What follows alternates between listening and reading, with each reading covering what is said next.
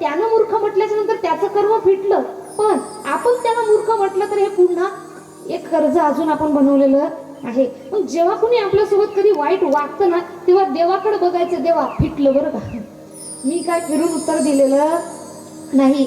आणि फिरून जर उत्तर दिलं तर बघा, भगवंत म्हणतात, माझ्या भक्तांसाठी त्यांनी त्यांच्या भक्तासाठी त्यांनी सांगणी ठेवलेली आहे की तुमच्या सोबत झालेल्या अन्यायाचा बदला एकतर तुम्ही घ्या, नाहीतर माझ्यावर सोडा.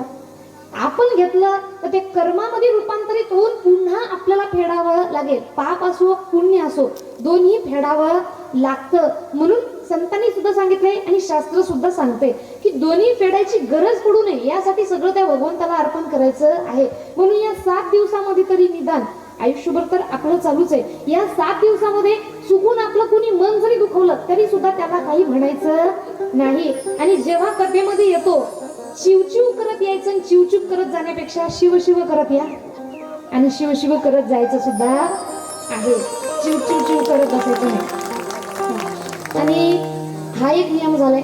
पुढचा नियम म्हणजे होईल तेवढं सात्विक आहार प्रत्येकाने घ्यायचा आहे. आता मला काही जणांनी विचारले की कांदा लसणाचा मागचा भाग काय आहे, तर कांदा लसूण म्हणजे खाणं म्हणजे असं काही पाप नाही आहे, परंतु ग्रंथामध्ये आले की ज्या व्यक्तीला अध्यात्माच्या मार्गाला जायचं आहे, कारण कांदा आणि लसूण हे तामसी प्रवृत्तीचं असल्यामुळं क्रोध, अहंकार या प्रकारच्या गोष्टी जास्त त्रास देऊ शकतात. आणि म्हणून कम से कम कथा वाचन करताना किंवा एखादं व्रत वगैरे करताना तरी ते वर्ज करावं, असं शास्त्रामध्ये आलेला नियम आहे. आणि म्हणून तसं काही अडचण नाही, तुम्ही खाल्लं तरी हा आपला वैयक्तिक विषय झालेला आहे. म्हणून या सर्व नियमाचं पालन करायचंय. उद्यापासून कथा वेळेमध्ये सुरू होणार आहे, म्हणून सर्वांनी वेळेमध्ये हजर राहायचंय. कुणाची मुलगी असेल जी बाहेरगावी असेल तिला बोलून घ्या की कथा चालू आहे. कुणाची पाहुणे मंडळी असतील जवळची त्यांना बोलून घ्या. आप्त मंडळींना बोलून घेणं आणि कथांचा सार त्यांना सुद्धा ऐकवू घालणं हा कथेमध्ये आलेला नियम आहे. आपल्या जवळची जेवढी काही आहेत त्यांना बोलवायचंय की बा कथा चालू आहे आणि कथेचा आनंद घेण्यासाठी तुम्ही इथं या. आपल्या मुलींना, आपल्या मुलांना, लहान असो मोठा असो, ज्यांचे एक्झाम्स चालू आहेत त्यांना अभ्यास करू द्या, पण ज्यांचे एक्झाम्स चालू नाहीत त्यांनी घरी मोबाईल टीव्ही पाहण्यापेक्षा त्यांना कथेमध्ये घेऊन या. 4 शब्द कानामध्ये चांगले पडतील, त्यांच्या जीवनाचं सार्थक तरी होऊन जाईल. म्हणून अशा प्रकारे या नियमाचं पालन करायचंय आणि कथेचा सुद्धा भाग सर्वांनी लक्षात घ्यायचा आहे. बघा, आता कथा आपण आजपासून श्रवण करणार आहोत. कथा का श्रवण करायची? कारण मनुष्य एवढा स्वार्थी प्राणी आहे. एखादी गोष्ट करायची तर का करायची आणि केल्याच्या नंतर काय होतं हा प्रश्न त्याच्या दिमागामध्ये येते. आणि जोपर्यंत या प्रश्नाचं उत्तर मिळणार नाही तोपर्यंत ती गोष्ट त्यांनी मनातून करणार सुद्धा नाही. तर पहिला विषय, कथा का श्रवण करायची? तर या जीवनामध्ये आल्याच्या नंतर मनुष्य जीवन जगतो हे कुणासाठी? येणाऱ्या पुढच्या पिढीसाठी, आणि स्वतःसाठी कोणी जगत नाही. मला सांगा, या पेंडॉल मध्ये उपस्थित असलेल्या प्रत्येक व्यक्तीकडे आज एवढं धन आहे की त्यांनी जर म्हटले मी माझंच खातो, मला फक्त माझ्या जीवनाचं पडलेलं आहे, तर त्याला कुठेही काम करायची गरज नाही. मग आपण तरी सुद्धा कार्य करतोय, आपण तरी सुद्धा कमाई करतोय. याचं कारण काय? की आपण फक्त आपल्या पुरता विचार करत नाही, येणाऱ्या पुढच्या पिढीचा विचार करतोय. मग येणाऱ्या पुढच्या पिढीसाठी आपण धन कमावून ठेवतोय, घर कमावून ठेवतोय, जमीन कमावून ठेवतोय. मग इथं येण्याचं आपलं कारण काय आहे? मग स्वतःसाठी काहीतरी कमाई आपण करून ठेवायला पाहिजे. मग ती कमाई कोणती? तर नामस्मरणाची, पुण्याची. जसं बघा, बरेच जण म्हणतात आणि प्रत्येक जण म्हणतं इथं येताना क्या लेके आया बंदा, क्या लेके जाएगा, क्या लेके जाएगा, 2 दिन की जिंदगी है, 2 दिन का मेला, 2 दिन की जिंदगी है, 2 दिन का मेला। क्या लेके आया बंदा, क्या लेके जाएगा, क्या लेके जाएगा, 2 दिन की जिंदगी है, 2 दिन का मेला, 2 दिन की जिंदगी है, 2 दिन का मेला।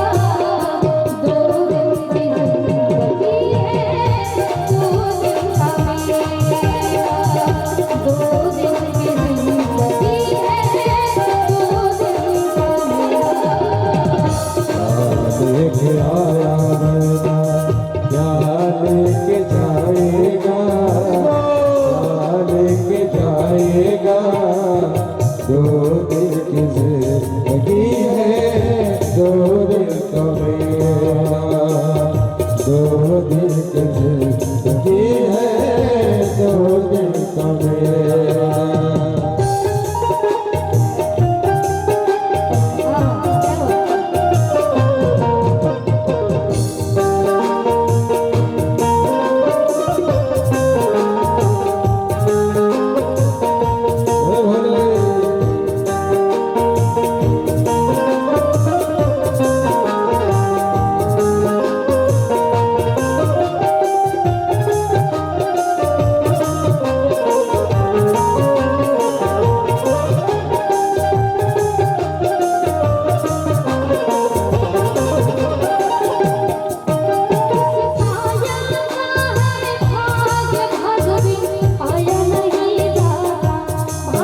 बिन पाया नहीं जाता, भाग्य बिन पाया नहीं जाता।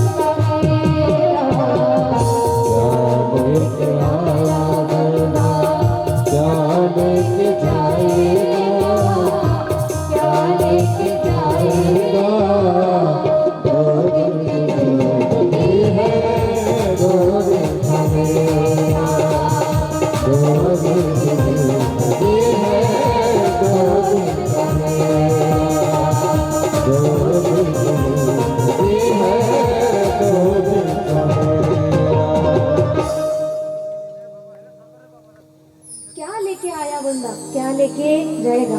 प्रत्येकाच्या मुखापासून आपण एक विषय ऐकलेला आहे की येताना घेऊन काही आलोही नको आणि येताना जाताना घेऊन काही जाणार सुद्धा नाही. मग हा प्रपंच चालू कुणासाठी आहे? येणाऱ्या पुढच्या पिढीसाठी. मग स्वतःसाठी काय? तर मग पैसा कमवू नका असा विषय त्यांनी सांगितलाय का? किंवा आपलं शास्त्र सांगतं, आपले संत सांगतात का? अजिबात नाही. बघा, संत आपले शास्त्र आपल्याला शिकवतं, आपल्याला सांगतं की एखादा व्यक्ती 1,00,000 रुपये कमावले ना, 99,000 रुपये तुम्ही फॅमिलीसाठी ठेवा, पुढच्या येणाऱ्या पिढीसाठी ठेवा. पण 1,000 रुपये तेच समाज कार्यासाठी लावा. 99,000 रुपये पुढच्या पिढीची इन्व्हेस्टमेंट आणि 1,000 रुपये आपली वरची इन्व्हेस्टमेंट समजून घ्यायची. जसं बऱ्याच जणांनी ऐकलंय की इथला पैसा वर घेऊन जाऊ शकत नाही, पण त्याला जर कन्वर्ट केलं दुसऱ्या करन्सी मध्ये तर आपण नेऊ शकतो. जसं इथं वेल एज्युकेटेड आपण सर्वजण आहोत. मला सांगा, तुमच्याकडे काही रुपये आहेत, तुम्ही अमेरिकेमध्ये गेले, हे रुपये आपल्याला अमेरिकेत खर्च करता येतील का? नाही. काहीतरी ऑप्शन असेल ना? आहे. काय करावं लागेल? आपल्याला आपली करन्सी कन्वर्ट करावं लागेल. जी रुपयामध्ये आहे ते अमेरिकेमध्ये काय चालतं? डॉलर. मग रुपयामधली करन्सी आपल्याला अमेरिकेमध्ये बदलावी लागेल, तेव्हा आपण आपले इथले पैसे तिथं सुद्धा खर्च करू शकतो. जसं वेगवेगळ्या देशाची वेगवेगळी करन्सी, कुणाचं युरोज, कुणाचं येन, कुणाचं डॉलर, तसं वरची जी करन्सी आहे, वरची करन्सी पुण्य नावाची करन्सी आहे. मग इथला जर पैसा आपल्याला वर खर्च करायचा असेल तर आपल्याला काय करावं लागेल? First we have to change our currency. आपल्याला आपली करन्सी बदलावी लागेल. जी रुपयामध्ये आहे ती समाज कार्यामध्ये काहीतरी आपला फुल नाही, फुलाची पाकळी तरी देऊन हे पुण्यामध्ये कन्वर्ट करावे लागेल. म्हणजे इथला पैसा आपण वर सुद्धा काही प्रमाणामध्ये खर्च करू शकतो. मग बघा किती छान पैकी झालंय. 99,000 रुपये पुढची फॅमिली, 1,000 रुपये समाज कार्यासाठी आपण द्यायला पाहिजे. आणि हाच विषय आपल्याला आपले शास्त्र सुद्धा सांगतात, आपले ग्रंथ सुद्धा सांगतात आणि आपल्या संतांनी सुद्धा सांगितले की या संसारामध्ये जर तुम्हाला जगायचं असेल, बघा बरीच जण म्हणतात पैशानं काय होतं, पैशानं काय होतं, पैशानं स्वप्न पूर्ण होतात, पैशानं खायला मिळते, पैशानं कपडे घालायला मिळतात, पैशानं फिरायला मिळतं. पैसा माणसाचं जीवन नाही, पण पैशाशिवाय जीवन सुद्धा हल्लीच्या काळामध्ये आपण जगू शकत नाही. ते एक जुनं गाणं होतं ना, ये पैसा बोलता है, ये पैसा बोलता है.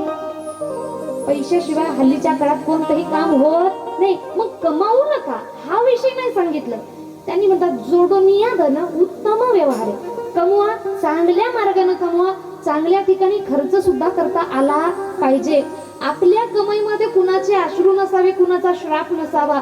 बेईमानी करून किती जरी कमावलं तरी फायदा होणार नाही, कारण लोकांचं लुबाडून खाणाऱ्याचं कधीच पोट भरत नाही आणि वाटून आणि इमानदारीनं खाणाऱ्याचं आयुष्यात कधीच पोट रिकामं राहत नाही. म्हणून कमवा, पण चांगल्या मार्गाने कमवा. मग हा संसारातला नियम. आणि कुठं स्टे द्यावा हे सुद्धा मनुष्याला कळालं पाहिजे.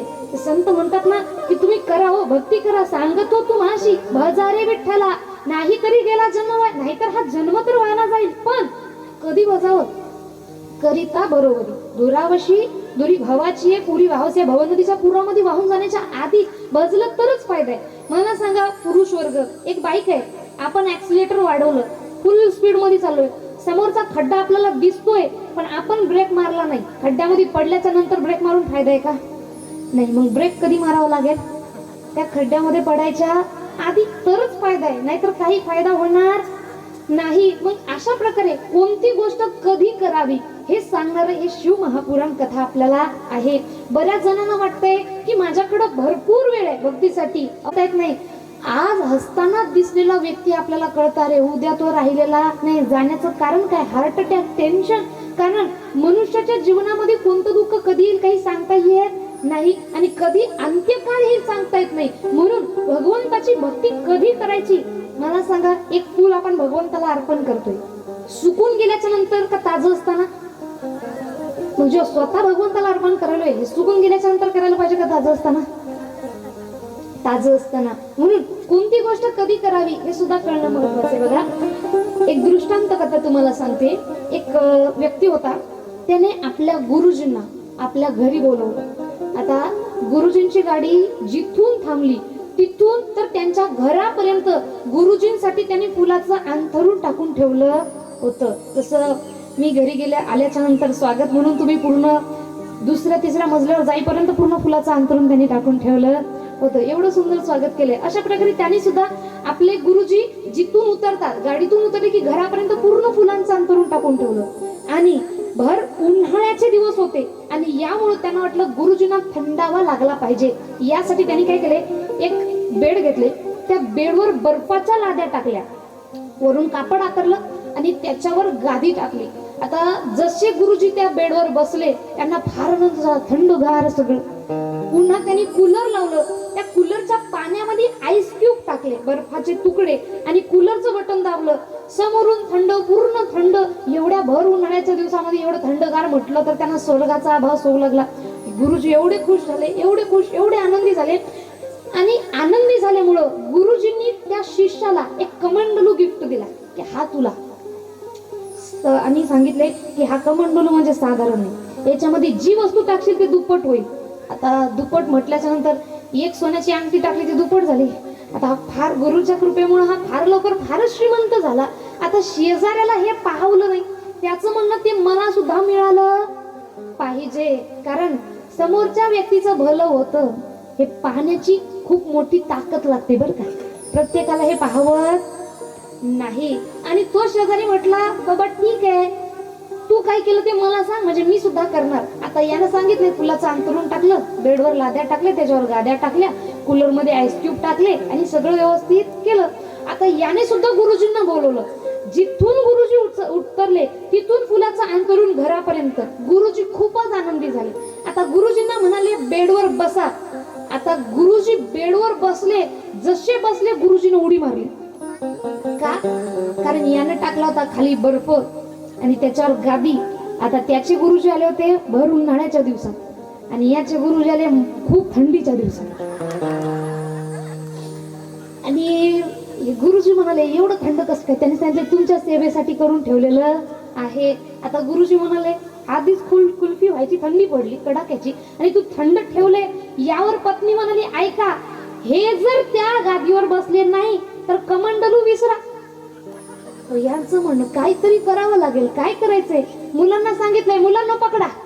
दोघांनी हात पकडले, दोघांनी पाय पकडले. आता गुरुजी म्हणाले बाबा सोड. अरे बाबा सोड. एवढ्यामध्ये पत्नी म्हणाली ऐका, एक राहिलं. काय राहिलं होतं? हा, कूलरचं बटन दाबा. त्यात आईस क्यूब टाका आणि कूलरचं बटन दाबून आईस क्यूब टाकलं, खालून थंड वरून थंड, सगळं वातावरणही थंडच. आता त्या गुरुजींची कुल्फी झाली. मला सांगा आता गुरुजी श्राप देतील का आशीर्वाद देतील? हा का? यानेही तेच केलं, त्यानेही तेच केलं. पण कोणती गोष्ट कधी करावी हे कळणं महत्वाचं आहे.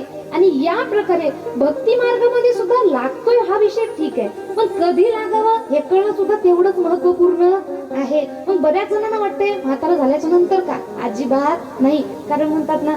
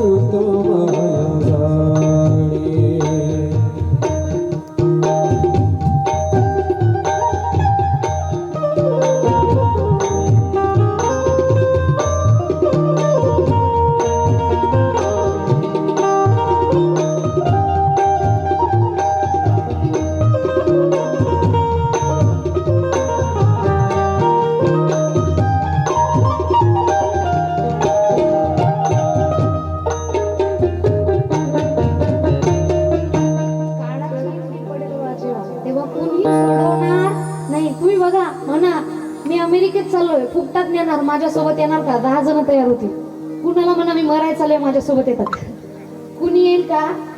अजिबात नाही. कारण सुखामध्ये सर्वजण साथ देतील, दुःखामध्ये कुणी सोबत येणार नाही. मग अशा प्रकारे आपलं शास्त्र आपल्याला सांगतं की बाबा येताना एकटा आला, जाताना एकटा जाणार आहे. मग हा जो परिवार आहे हा तुझ्या आनंदासाठी तुला दिलेला आहे, पण तू यात जर गुरफटून मरत असेल तर ही चूक कुणाची आहे?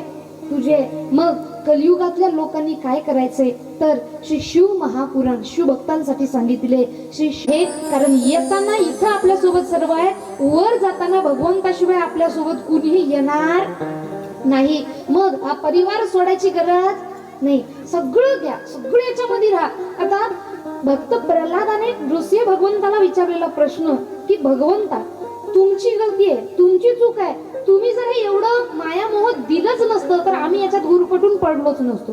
तेव्हा एक सुंदर असा दृष्टांत समोर येतो की एक सेठजी असतात. त्या सेठजींनी गावामध्ये बघितले की गावातील महिलांना फार दुरून पाणी आणावं लागतं आणि म्हणून त्या महिलांसाठी आपण काहीतरी करावं यासाठी त्या सेठजींनी गावामध्ये एक विहीर बनवली आणि सर्व महिला त्या विहिरीमधून पाणी भरू लागल्या. आता कुणी त्यांना तेवढे जास्त धन्यवाद दिले नाही, पण एक दिवस एका महिलेची मुलगी त्या विहिरीजवळ खेळता खेळता त्या विहिरीमध्ये पडली, बुडून तिचा मृत्यू झाला. आणि सर्वजण याच्यामध्ये चूक त्या विहीर बांधणाऱ्या सेठजींची आहे का लक्ष न देणाऱ्या आईची आहे? लक्ष न देणाऱ्या आईची. कारण त्या विहिरीमध्ये बुडून मरावं यासाठी त्या सेठजींनी विहीर बांधली होती का? नाही.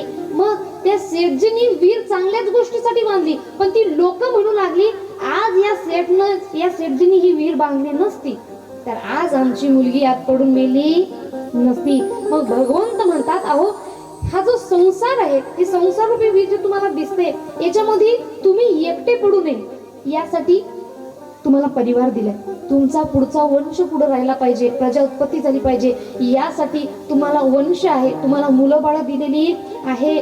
तुम्हाला पाहण्यासाठी एकटे पडू नये, वाईट दिसू नये यासाठी सुंदर असं जग दिलेलं आहे आणि कित्येक रंग आपण सुद्धा पाहू शकतो. नाक दिले तर त्यासाठी सुगंध सुद्धा दिलेले आहेत, हात दिले तर त्यासाठी कर्म सुद्धा दिलेले आहेत, जीभ दिली तर त्याच्यासाठी वेगवेगळे चव सुद्धा दिलेले आहेत. मग या सगळ्या गोष्टी मी तुम्हाला दिल्या कशासाठी? तुम्ही एकटे पडू नये यासाठी. पण तुम्ही जर त्या संसारूपी विहिरीमध्ये पडून मरत असाल तर यात विहीर बनवणाऱ्याची चूक नाही. स्वतःच्या जीवात्माकडे लक्ष न देता आपल्या आत्म्याला त्या विहिरीमध्ये, संसारूपी विहिरीमध्ये बुडू देऊन मरणाऱ्या आईची, मालकाची चूक याच्यामध्ये आहे. म्हणून अशा प्रकारे संतांनी आपल्याला, आपल्या शास्त्राने आपल्याला शिकवण दिलेली आहे की जगामध्ये या सर्वांसोबत राहा. असं नाही की बरं, जसं म्हणतात की नाही कुणाचे कुणी, तुझे नव्हे रे कोणी. मग याचा अर्थ बहीण नाही, भाऊ नाही, हे कुणाच नाही, ते कुणाच नाही, असं एका नाही. बऱ्याच ठिकाणी कित्येक असे भाऊ आहेत जे भावाची साथ सोडत नाही, कित्येक अशा बहिणी आहेत जे बहिणीची साथ सोडत नाही. याचा अर्थ चुकीचा आपण घेतलेला आहे. नाही कुणाचे कुणी म्हणजे काय, कुणी कुणाच नाही असा विषय नाही. जोपर्यंत इच्छा आहे तोपर्यंत सर्व आपले. ज्या दिवशी या शहरातून राम निघून गेला त्या दिवशी एकटच सर्वांना जायचंय नाही आहे. आणि म्हणून म्हणतात की त्या वेळेसाठी नाही कुणाचे कुणी, तुझे नव्हे रे कोणी, आणतीलच अशी एकाला प्राण्या माझे माझे. म्हणून प्राण्या मायेचा बाजार. मग इथं आलो ना तर समाजामध्ये वावरा, मुलाबाळांवर प्रेम करा, पतीसोबत चांगलं राहा, आई वडिलांसोबत चांगलं राहा, पण जाताना एकट्याला एकटच जायचंय हा विषय आधी डोक्यामध्ये फिट्ट आपण करायला पाहिजे. आणि जेव्हा हा विषय डोक्यामध्ये फिट्ट होईल तेव्हा आपण शिव महापुराण कथा ही मन लावून ऐकू शकेल. मग पहिल्या तुमच्या प्रश्नाचं उत्तर की कथा का ऐकायची, तर जीवनामध्ये आल्याच्या नंतर स्वतःसाठी काय, तर भक्ती मार्ग, आणि हे जाणून घेण्यासाठी, स्वतःला मोक्ष मिळवण्यासाठी ही कथा आपण श्रवण करायची आहे. तर दुसरा प्रश्न, कथा कशा प्रकारे श्रवण करायची आहे. उद्या तो विषय येणार आहे. चिंतन मनन करून आपल्याला श्रवण, चिंतन आणि मनन या प्रकारे आपल्याला ही कथा श्रवण करायची आहे. कथेमध्ये प्रत्येकाने वक्ता काय बोलतोय त्या वक्त्याकडे लक्ष असू द्यायचे. इकडे तिकडे कुठेही लक्ष मिटू द्यायचं नाही, भटकू द्यायचं नाही. कारण हे मन कसं आहे, मन चंचल चपळ. क्षणामध्ये तुम्हाला जर म्हटलं ना ताजमहल आग्र्याचा आठवू नका, बघा तुमच्या डोक्यात आला पण का, कारण मनाची गती एवढी आहे की नको म्हटलं तिथं सगळ्यात आधी तो जातो. आणि अशा प्रकारे हे मन एकवटून ठेवून बोलणारा वक्ता काय बोलतोय याच्याकडे लक्ष ठेवून जर कथा ऐकली तरच कथेचं पुण्य सुद्धा आपल्याला मिळणार. बरेच जण म्हणतात वर्षानुवर्ष झालंय आम्ही कथा ऐकतोय पण आमच्या जीवनात पाहिजे तसं काही बदलाव दिसत नाही. मग याचा अर्थ कथा खोटी आहे असं आहे का? अजिबात नाही. ते म्हणतात ना प्रॅक्टिस मेक्स मॅन परफेक्ट. सराव माणसाला परिपूर्ण बनवतो, पण कोणता? परिपूर्ण सरावात. Perfect practice makes man perfect, हे अर्थ आहे. प्रॅक्टिस परिपूर्ण सराव माणसाला परिपूर्ण बनवतो, पण कोणता सराव? रोज जर चुकीचा सराव करत असाल तर तो सराव करून फायदा आहे का? नाही. मग perfect practice makes man perfect.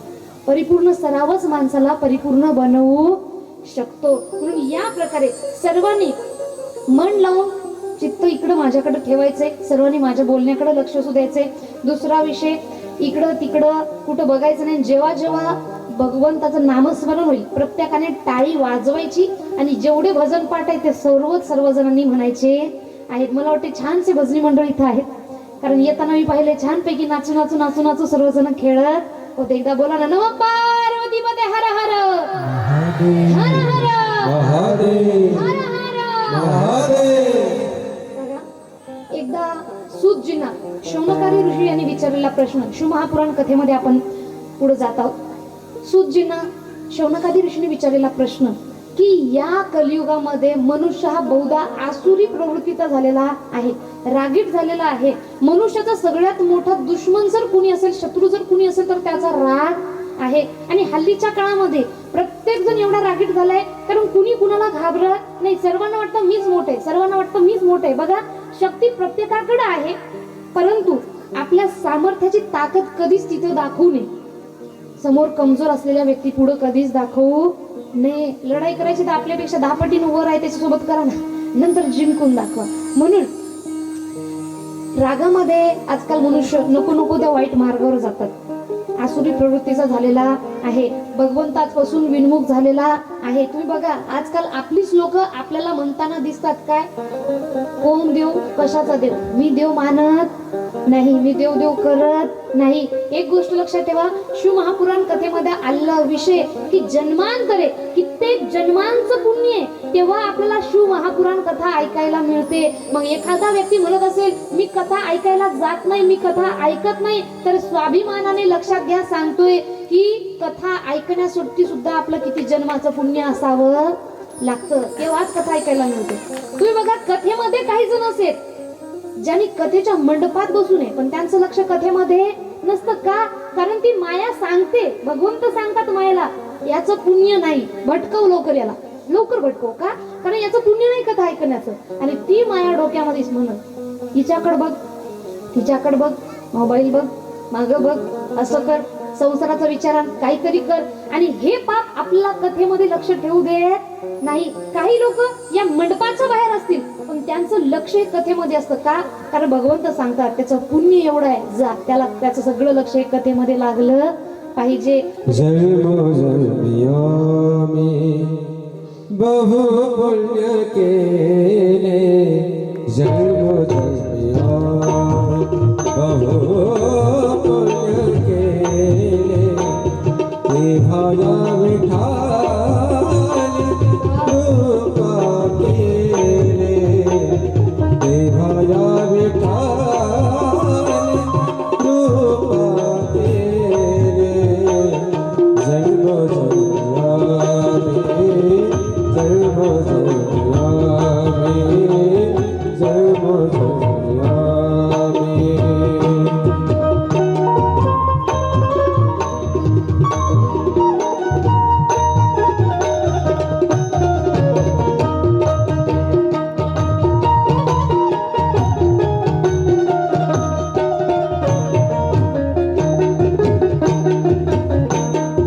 Germany संसारी झालो त्याचा दास, जन्मनी संसारी झालो त्याचा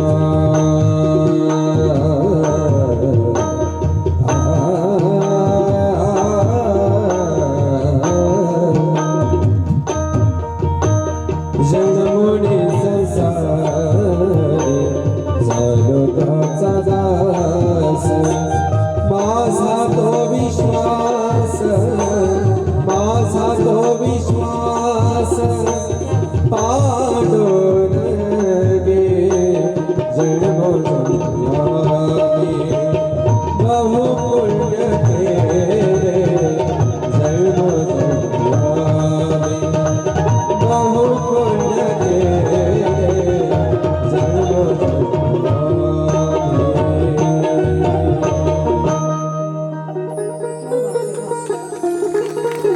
जन्मोजन्मी आम्ही बहु पुण्य केले, तेव्हा या विठ्ठले कृपा केली. बहुत सुकृताची जोडी म्हणून विठ्ठल आवडी. कित्येक जन्मजन्मांतरीचं पुण्य लागतं तेव्हा भगवंताचं नाम मुखात येतं, तेव्हा भगवंताचं नाम ऐकायला मिळतं आणि कथा सुद्धा ऐकायला मिळतात. म्हणून अशा प्रकारे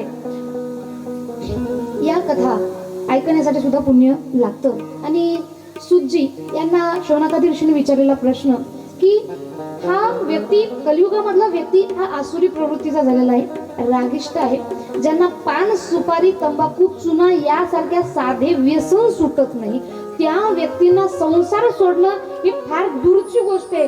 मग असं काहीतरी भगवंतानी कलियुगातील लोकांसाठी केलेलं असेल सुविधा की ज्या ऐकल्याच्या नंतर, जे केल्याच्या नंतर मनुष्याला कलियुगामध्ये लवकर भगवंताची प्राप्ती झाली पाहिजे. तेव्हा त्यांनी सांगितले की पहिला विषय नामस्मरण हे सांगितलं गेलेलं आहे. कारण यत्फल नास्ति तपसा न योगेन समाधेन तत्फल लभेत सम्यक लोकेशव कीर्तन.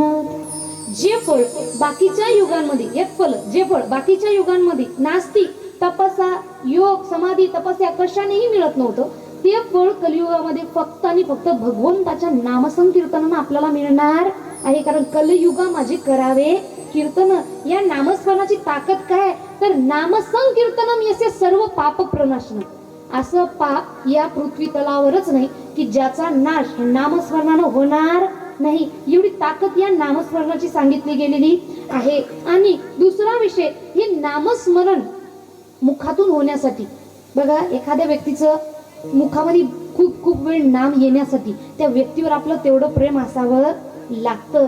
मग भगवंताचं नाम मुखामध्ये येण्यासाठी भगवंतावर तेवढं प्रेम करावं लागेल आणि भगवंतावर प्रेम करण्यासाठी त्यांच्या कथा आपल्याला ऐकाव्या लागतील. ते भगवंत म्हणजे कोण आहे, कुणा व्यक्तीवर आपण का प्रेम करावं, मग भगवंतावर का प्रेम करावं, यासाठी ते भगवंत कोण आहे, त्या भगवंतावर का प्रेम करावं, कशासाठी त्यांच्या कथा आहेत, या गोष्टी ऐकल्याच्या नंतरच आपल्याला कळतील. म्हणून संतांनी आपल्याला सांगितलेलं आहे की यासाठी आपण भगवंताचं नामस्मरण करायचं. कारण गीता भागवत करती श्रवण, ज्यामुळे होतं ते अखंड चिंतन विठोबाचे, भगवंताचं चिंतन होण्यासाठी हे सर्व शास्त्र पुराण आपल्याला श्रवण करावे लागतात.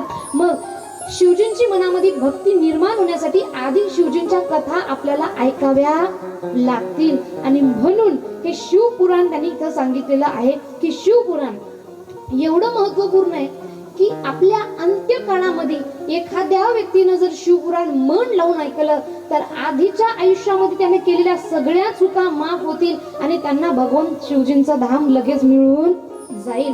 आता सुतजींना विचारलेला प्रश्न शौनकादी ऋषींनी की हे कुणासोबत आधी झालं होतं का, आणि झालं असेल तर मग ते कुणासोबत आणि कशा प्रकारे, तर त्यांनी सुतजी सांगतात की देवराज नावाचा एक ब्राह्मण होता जो वाईट मार्गाने जात होता, कधी चांगल्या मार्गाने चाललेला नाही. आणि असा ब्राह्मण त्याने एका दिवशी एका वेश्येला बघितलं आणि परस्त्रीबद्दल स्वतःच्या मनामध्ये त्याच्या मनामध्ये प्रेम निर्माण झालंय. बघा, जसं महिलांना सांगितलेलं आहे की आपला पती सोडून दुसरं कोणत्याही परपुरुषाचा विचार आपण डोक्यामध्ये आणू नये, तशाच प्रकारे पुरुषाने सुद्धा आपली पत्नी सोडून परस्त्रीचा कोणताही विचार डोक्यामध्ये आणू नये. यापेक्षा मोठं पाप या जगामध्ये दुसरं कोणतंही नाही. आणि या व्यक्तीने त्या वेश्येला आपल्या घरी तर आणलंच, परंतु झोपेमध्ये असलेल्या आपले माता पिता तथा आपली पत्नी तिघांनाही झोपेमध्ये मारून टाकले, त्यांचा जीव घेतला.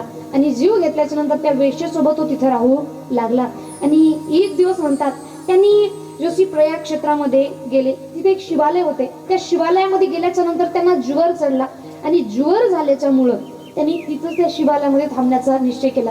तिथं शिवपुराणिक कथा चालू होती आणि 5-6 दिवस तो व्यक्ती तिथंच पडून राहिला. देवराज नावाचा जो ब्राह्मण होता तो तिथंच राहिला आणि ही कथा 5-7 दिवस त्याच्या कानामध्ये सारखी पडून होती आणि दुःखाने त्रासत असल्यामुळं भगवंताचं नाम सुद्धा त्याच्या मुखामध्ये चालू होतं. त्या कथेचं चिंतन मनन सुद्धा तो सारखं करू लागला की अरे अशाने असं झालं, हे का झालं असेल, अशाने तसं सांगितले, मग हे का झालं असेल, याचं चिंतन करता करता करता करता त्या व्यक्तीचा तिथंच मृत्यू झाला.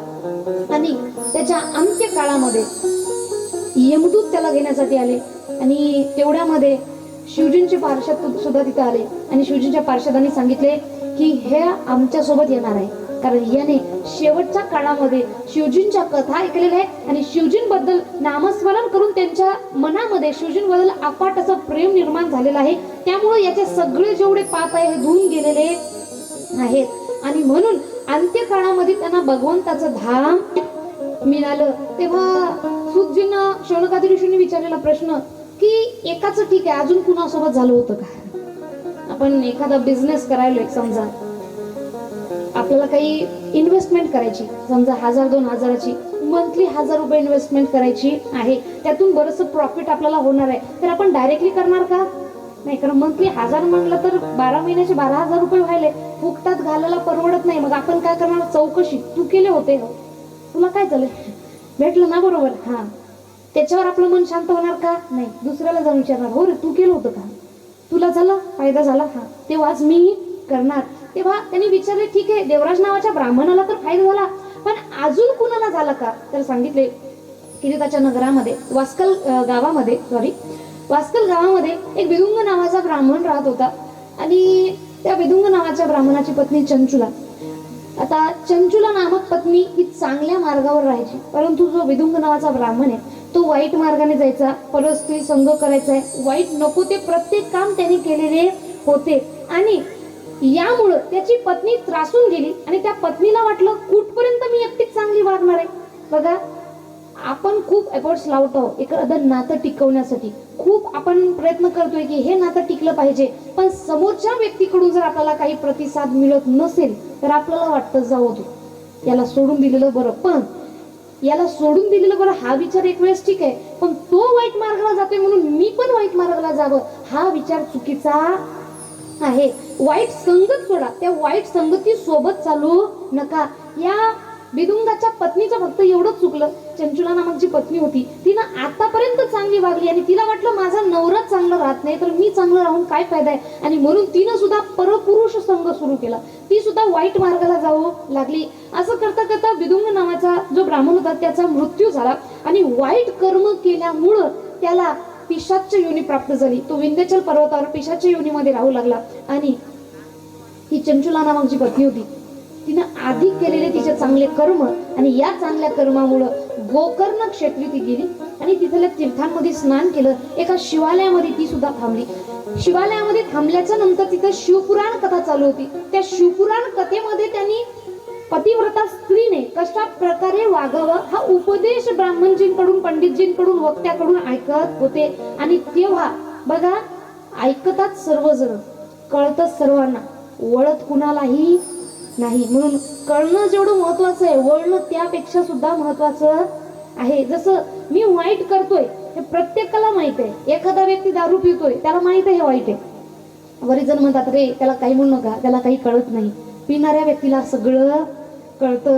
तुम्ही बघा, पिणारा व्यक्ती रोडच्या मधोमध झोपतो का साईडला झोपतो का, त्याला सुद्धा माहित आहे. मधोमध झोपलं का बर टिकू शकणार नाही.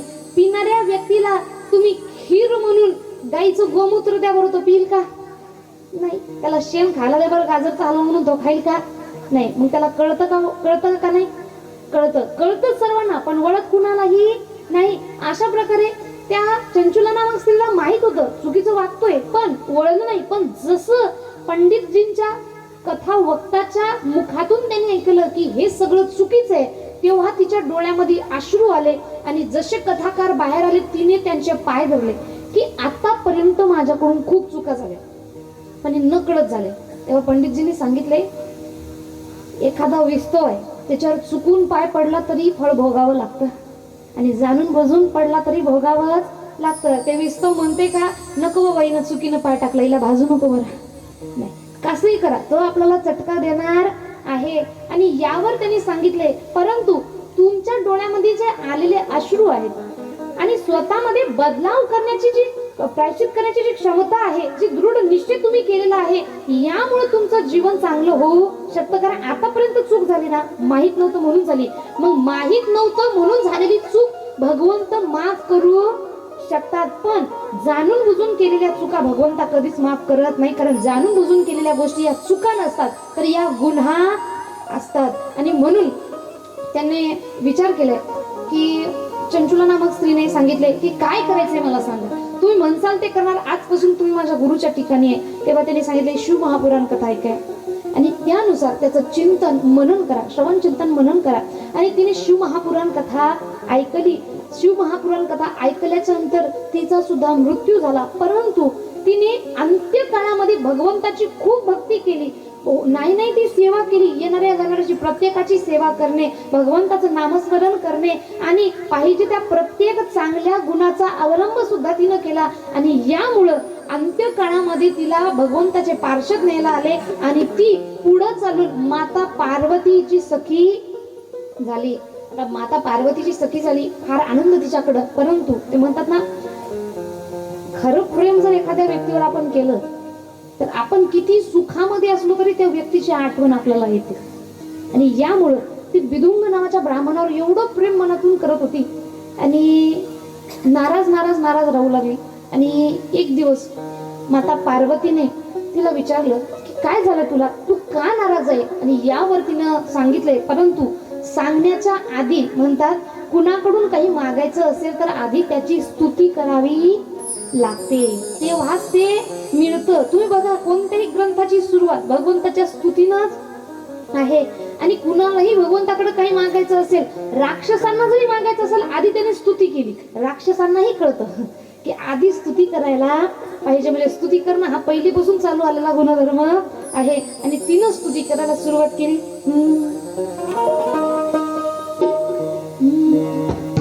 गिरी नंदिनी नंदित मे देवी विश्व विनोदिनी नंदनते गिरिवर विंध्य शिरोदिनी वासी विष्णु विराजिनी विष्णुते भगवती देशिति कंठ भूरि भूरि भूरि भूरि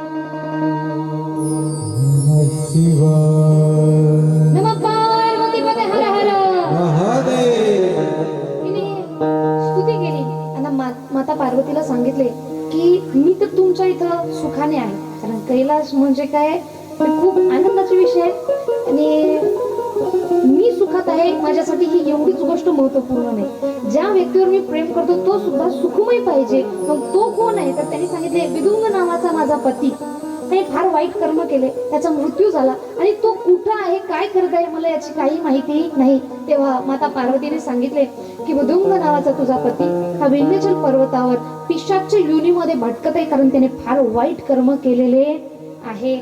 आणि यामुळं माता पार्वतीकडे त्यांनी प्रार्थना केली की काही करा, तुम्हाला जर वाटत असेल तर मी सुखी राहावी तर माझ्या पतीला इथं घेऊन या. तेव्हा माता पार्वतीने सांगितले की एवढं त्याचं पाप आहे की सहजासहजी तर ते धुवून जाणार नाही, मग त्याला शिवमहापुराण कथा ऐकावी लागेल. आणि कोण ऐकवणार यासाठी तुंबराला बोलवलं गेलं आणि तुंबरजी म्हणाले की माझं हवं भाग्य, मला भगवंताची स्तुती करायला मिळाली, शिवजींची स्तुती करणं हे माझं परम भाग्य आहे आणि म्हणून मी हे पूर्ण करणार. तेव्हा तुंबराला घेऊन त्यांनी विंध्याचल पर्वतावर गेले. तिथं पिशाच्य योनीमध्ये असलेले विदुंग यांना कथा ऐकवली आणि कथा ऐकवल्याच्या नंतर अंत्यकाळामध्ये खूप छान प्रकारे कथा ऐकली आणि कथा ऐकल्याच्या नंतर त्याचं चिंतन मनन त्यांनी चांगल्या प्रकारे केले. ती कथा मन लावून ऐकली आणि यामुळं त्यांचं सर्व पाप सुद्धा नष्ट झालं. तेव्हा त्यांनी भगवंताच्या नामाचा जयघोष करू लागले आणि नामस्मरण केल्याच्या नंतर भगवंताची प्राप्ती आपल्याला होणार म्हणजे होणार याची साक्ष आपल्याला आपले पुराण सांगतात. चहुवेदी जाण साही शास्त्र कारण 18 पुराण हरीशी गाठी. 4 वेद आहेत, 6 शास्त्र आहेत आणि 18 पुराण. या सर्वांचं सार काय तर एक हरीचं नाम, त्या भगवंताचं नाम, एवढं महत्व याला दिलेलं आहे. आणि आपले संत आपल्याला सांगून गेले, मौलिक ज्ञानोबराय म्हणतात अहो त्रिवेणी संगमी नाना तीर्थ भ्रमी, पण चित्त नाही नामी तरी ते व्यर्थ. सगळ्या तीर्थाला जाता, इकडे तिकडे भ्रमण करता, पण आपल्या भगवंताच्या नामामध्ये जर चित्त नसेल तर हे सगळं भटकंती म्हणजे फार हे व्यर्थ आहे, काही याला महत्व येणार नाही. आणि अशा प्रकारे आणि विदुंग तथा चंचुला दोघही जण यांनी कैलास पर्वतावर गेले आणि शिवजींसोबत तिथं शिवजींचे गण म्हणून राहू लागले. अशा प्रकारे ही कथा एवढी महत्वपूर्ण आहे की भगवंताचं नाव ऐकल्याच्या नंतर, भगवंताच्या लीला अवतारांचं वर्णन केल्याच्या नंतर, ऐकल्याच्या नंतर, भगवंताचं नामस्मरण केल्याच्या नंतर मनुष्याने कितीही पाप केलेले असू द्या, घेता नाम त्या विठोबाचे पर्वत जळती पापाचे. आता बऱ्याच जणांना पडलेला प्रश्न असेल ताई, विठोबाच्या अभंगाचं बरंच आपण सांगत आहात, मग त्यामध्ये शिवजी कुठं आहे? तर म्हणतात भेदा भेद भ्रम अमंगळ, भगवंत हे कोणतेही वेगवेगळे नाही. ते म्हणतात ना सूर्यप्रकाशक सहस्त्र रश्मी. आता सूर्याची किरण तुमच्या गावात वेगळी आहे, बाजूच्या गावात वेगळी आहे, पलीकडल्या गावात वेगळी आहे, आमच्या गावात वेगळी आहे, पण सोर्स एकच आहे सर, बरोबर ना? जी किरण येतात ती ठिकाण एकच आहे, ते म्हणजे सूर्य. अशा प्रकारे भगवंताने भक्तांसाठी घेतलेले वेगवेगळे अवतार आहेत, पण भगवंत हे एक आहे. म्हणून यांचं नाव घेऊ का त्यांचं नाव घेऊ याच्यामध्ये पडायचं नाही. पण ज्या आराध्यांना आपण मानतोय, पहिलेपासून तुम्ही श्री विष्णूंचे भक्त आहे ना, मग त्यांचीच पूजा करा, त्यांचं नामस्मरण करा. विठोबाचे भक्त आहे ना त्यांचेच करा, शिवजींचे भक्त आहे ना त्यांचंच करा. बाकीचे देव नाही अशातला भाग नाही, पण नामस्मरण करताना कोणत्याही एका भगवंताचं नामस्मरण आपण करायचं आहे. इकडं तिकडं तिकडे याचं त्याचं करायचं नाही. अशा प्रकारे सुंदर अशा या कथा आपल्या समोर इथं आलेल्या आहेत. शेवटच्या काळामध्ये भगवंताचं नाम घेतल्याच्या नंतर काय फायदा होतो याचं सुंदरसं उदाहरण या दोन्ही कथामधून आपल्याला पाहायला मिळते. आपल्या कथेचा वेळ झालेला आहे आणि थोडा वेळ आपण भजन करणार आणि त्यानंतर आजच्या कथेचा भाग आज आपण इथं थांबवणार आहोत. उद्यापासून आपली कथा ही वेळेमध्ये सुरुवात होणार आहे आणि वेळेमध्ये संपणार सुद्धा आहे, याची सर्वांनी दक्षता घ्यायची आहे. मला वाटते बरेच जण इथं जेवण करायचे सुद्धा राहिलेले आहेत. एकदा सर्वांनी हात वर करायचे, बोला नमः पार्वती पते हर हर महादेव. फक्त एक विषय क्लिअर करून जाते, त्याच्यानंतर आपण थांबूया. की आता जसं मी म्हटलं होतं की भगवंतामध्ये भेद करायचा नाही, सरळ सोप्या शब्दामध्ये सांगितलं म्हणून लक्षात आलं नसेल. मग आपल्या मनात पहिला प्रश्न येतो ना की कोणी केलं होतं का? तर केलं होतं. बघा, संत नरहरी सोनार यांनी लहानपणापासून फक्त आणि फक्त शिवजी यांचीच भक्ती करायची हा प्रण घेतला होता. आणि एक पंढरपुरामध्ये भक्त त्यांनी पंढरीनाथाकडे एक प्रार्थना केली होती की मला जर पुत्ररत्न प्राप्त झाले, मला जर संतती झाली, तर मी तुम्हाला एक सोन्याचा पट्टा वाहणार. आणि संत नरहरी सोनाराकडे त्यांनी गेले, कारण त्यांना पुत्ररत्न प्राप्त झालं होतं. आणि त्यामुळे नरहरी सोनारांकडे त्यांनी गेले आणि त्यांना सांगितले की आम्हाला पांडुरंगासाठी एक कमरचा पट्टा बनवायचा आहे, तेवढं तुम्ही बनवून द्या. तेव्हा नरहरी सोनारांनी सांगितले की बनवणार, पण अट अशी आहे की मी तिथं जाणार नाही, कारण मी शिवजींशिवाय दुसरं कुणाचंही दर्शन करणार नाही. हे लहानपणापासून मी प्रण घेतलेला आहे. तेव्हा तुम्ही काय करा, हे काहीतरी घ्या आणि माप करून माझ्याजवळ आणून द्या, आणि हे माप केल्याच्या नंतर मी त्या मापाचा पट्टा तुम्हाला बनवून देणार. आता ती व्यक्ती म्हणाली ठीक आहे, काय हरकत नाही. गेले, माप घेतलं आणि पट्टा पुन्हा त्या मापाचा आणून दिला. सुंदर असा पट्टा त्यांनी बनवला, बांधला. बांधल्याच्या नंतर तो ढिला झाला. नरहरी सोनार म्हणाले असं होऊ शकत नाही, तुमचं मापच चुकलं असेल, पुन्हा माप घेऊन या.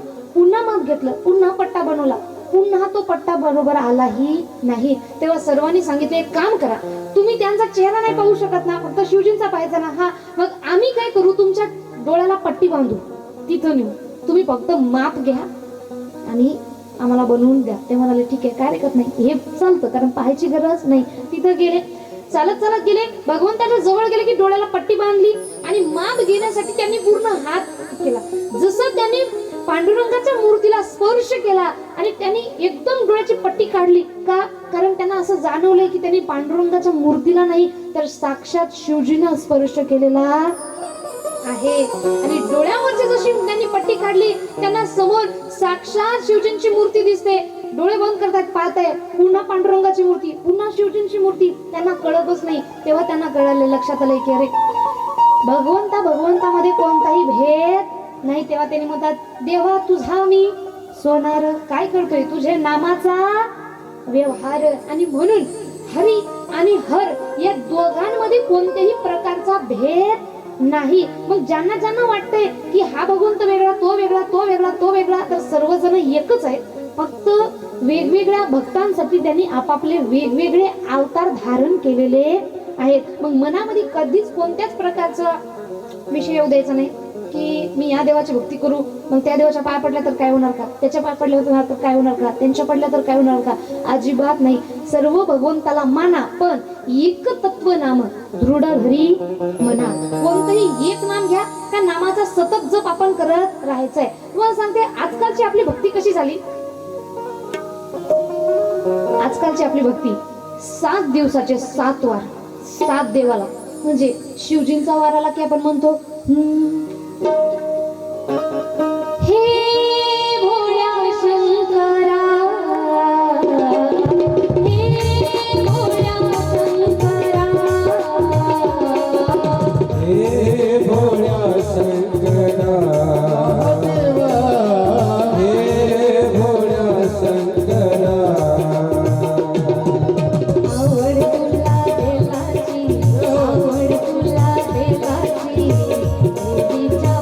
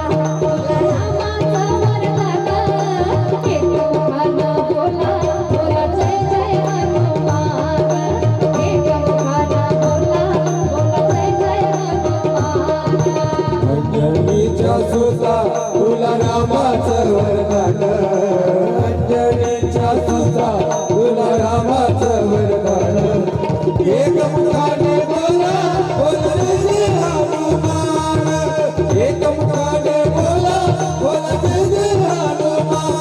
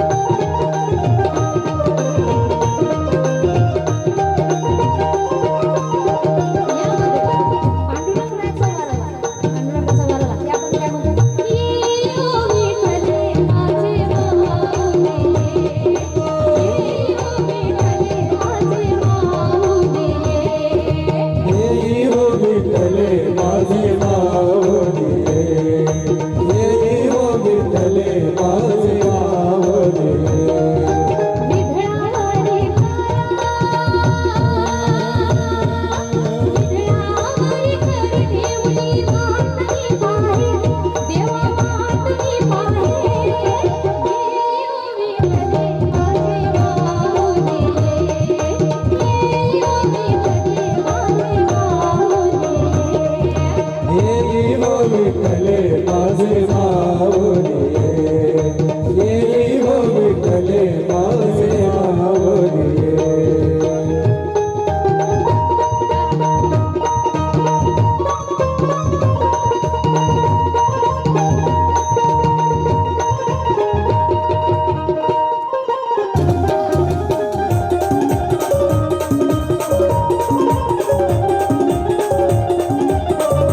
संकष्ट तुझी वगैरे टाळली तर आपलं भक्त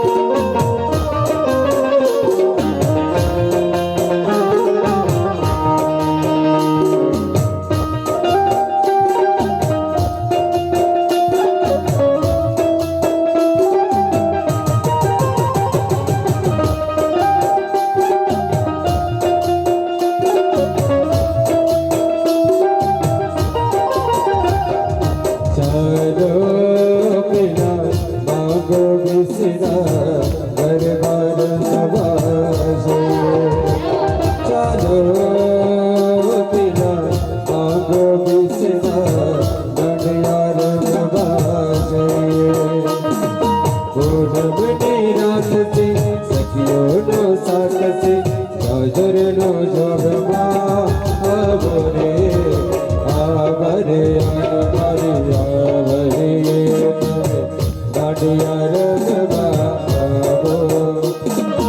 आवरे आवरे आवरे दांडिया रंगबा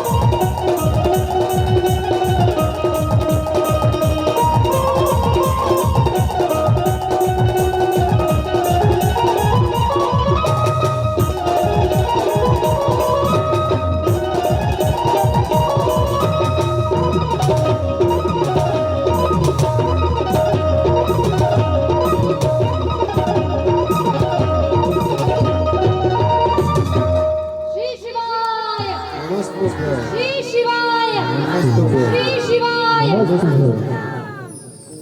2 मिनिट बसायचं, पुन्हा उठायचं अजून.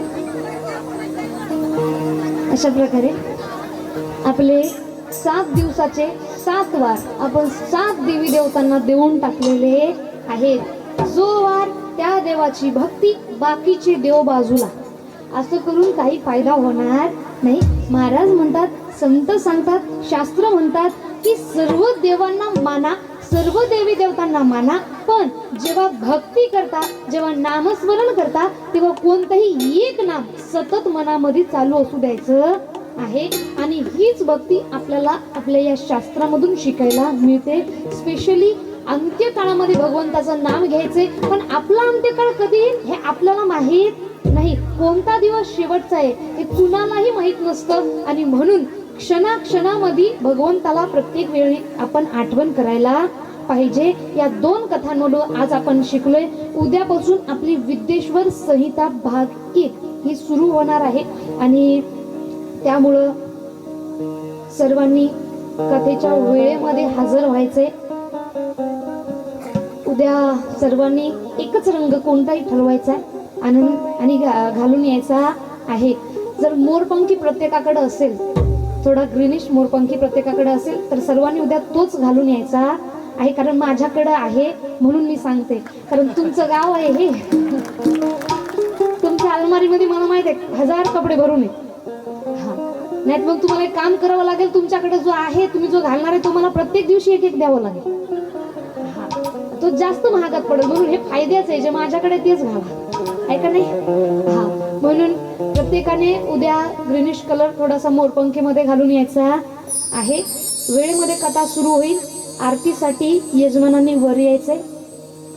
अगदी सुंदर अशी साऊंड ऑपरेटिंग केल्याबद्दल ऑपरेटर दादासाठी जोरदार टाळ्या. थोडाही ताण खरंच केलेला नाही. आणि एवढं सुंदर वादन, एवढ्या धावपळीमध्ये येऊन, एवढं थोडा नाश्ता पण नाही केला, एवढ्या धावपळीमध्ये आले तरी सुद्धा एवढं सुंदर वादन त्यांनी केले. सर्वांसाठी जोरदार टाळ्या.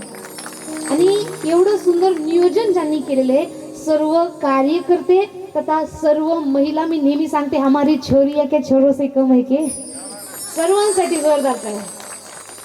उद्या वेळेमध्ये सर्वांनी हजर व्हायचं आहे. 7 ते 10 हा आपला फिक्स वेळ उद्यापासून राहणार आहे. सर्वांनी आरतीसाठी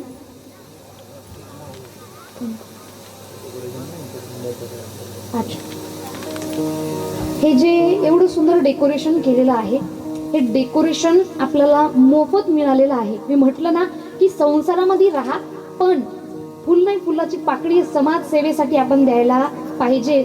अशीच समाजसेवा म्हणून ज्यांनी दिलेली आहे हनुमान मंदिर मंडप डेकोरेशन मोहदा यांनी श्री सुभाष नानोटे यांच्यासाठी एकदा जोरदार टाळ्या वाजवायच्या. ही पूर्ण सेवा आपल्याला मोफत करून दिलेली आहे. कार्यकर्त्यांना माझी फक्त एक सूचना आहे, उद्यापासून हे जे पडदे ओपन दिसत आहेत ते उद्या झाकून टाकायचे पूर्ण, म्हणजे आपला मंडप असा पॅक दिसला पाहिजे. शूटमध्ये लुक छान येईल. आणि हे इकडे पण लावून टाकायचे.